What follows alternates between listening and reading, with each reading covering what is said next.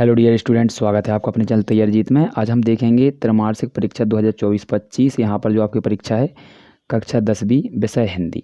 तो इसका हम सलूशन यहाँ पर देखने वाले हैं। ये पूर्णांक आपको 75 नंबर का था और समय अवधि आपको 3 घंटे मिली हुई थी। तो आइए सबसे पहले आपके इसके जो ऑब्जेक्टिव क्वेश्चन आए हुए थे उनको हम देखेंगे। देखिए क्या क्या आए हैं। तो आपका यहाँ पर पहला दिया गया क्वेश्चन, दो वर्णों के मेल को क्या कहते हैं। ऑप्शन थे आपके समास, संधि, उपसर्ग या फिर प्रत्यय। तो इसका जो सही हो जाएगा, दो वर्णों के मेल को क्या कहते हैं, संधि। और यदि दो वर्णों की जगह पर अगर दो शब्द होते तो उसको कहते हैं समास। तो ध्यान रखेंगे इसका सही आंसर क्या था हमारा, संधि।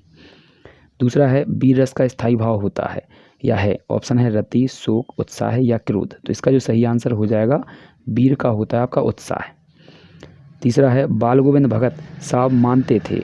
ऑप्शन है सूरदास, तुलसीदास, कबीर या नागार्जुन। तो इसका जो सही हो जाएगा कबीर, क्योंकि वो कबीरदास के दोहे गाते थे। इसके बाद अगला क्वेश्चन है आपका चौथा है, तुलसीदास जी की रचना है।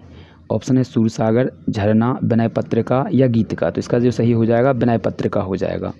पांचवा है, बालक तारकेश्वर नाथ को उसके पिता टीका लगाते थे। ऑप्शन है चंदन का, रोली का या फिर यहाँ पर भभूत का, कुमकुम का। तो ऑप्शन जो सही हो जाएगा वो पहला हो जाएगा चंदन का।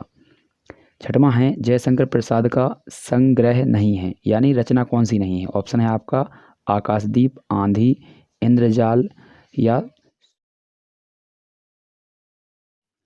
फिर साए में धूप। तो इसका जो सही हो जाएगा ऑप्शन नंबर डी हो जाएगा, साए में धूप। ये इनकी रचना नहीं है। इसके जो यहाँ पर 3 दिए गए ये इन्हीं की रचनाएं हैं, साए में धूप नहीं है।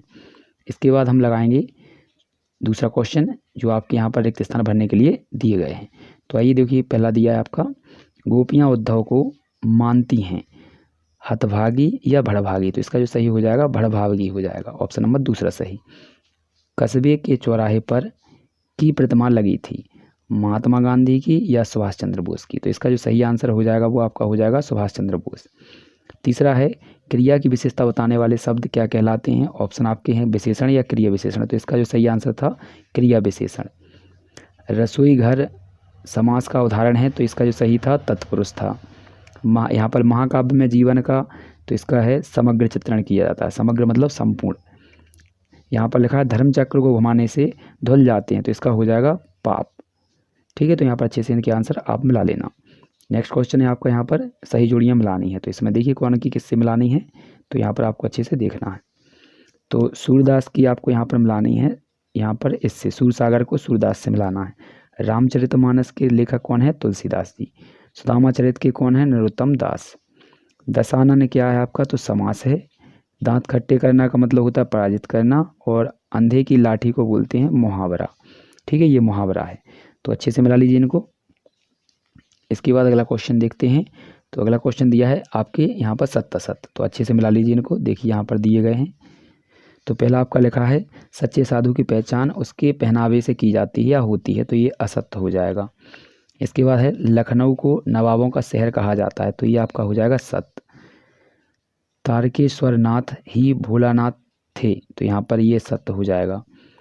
अगला है चौथा, कटाओ को भारत का स्विट्जरलैंड कहा जाता है। तो ये सत्य हो जाएगा।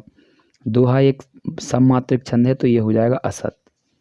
अतिशयोक्ति अलंकार में लोक सीमा को पार करके बढ़ा चढ़ाकर वर्णन होता है। तो ये हो जाएगा आपका सत्य।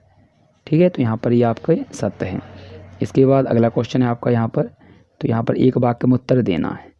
तो देखिए यहाँ पर क्या लिखा है आपका, पहला क्वेश्चन लिखा है, भोलानाथ और उसके साथी टूटी चूहेदानी से क्या बना देते। तो इसका हो जाएगा यहाँ पर दिया सलाई की डिबिया। आपको आंसर दिख रहा होगा। इसके बाद दूसरा है, साना साना हाथ जोड़ी गद्य की कौन सी विधा है। तो ये हो जाएगा यात्रा वृतांत कहानी है ये। ठीक है, तो इसमें कहानी भी लिखेंगे तो भी चलेगा।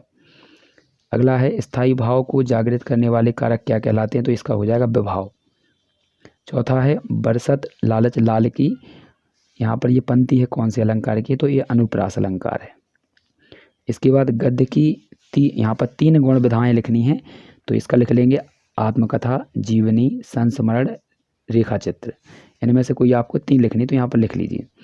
सफ़ेद पोश किस व्यक्ति की पहचान होती है। तो इसका हो जाएगा आपका यहाँ पर शिक्षित या नेता। ठीक है, शिक्षित और नेताओं की, यहाँ पर कुलीन व्यक्तियों की। इसके बाद ये क्वेश्चन आपने कर ही लिए होंगे, तो इनको आप देख लीजिए अच्छे से एक बार। ठीक है, तो यहाँ पर ये आपके दिए हैं इन सभी को आप लगा कर आए होंगे। आशा करते हैं कि आपके सही प्रश्न गए होंगे सभी। तो इनके आंसर हमने बता दिए आपको, उनके आप मिला लीजिए। इसके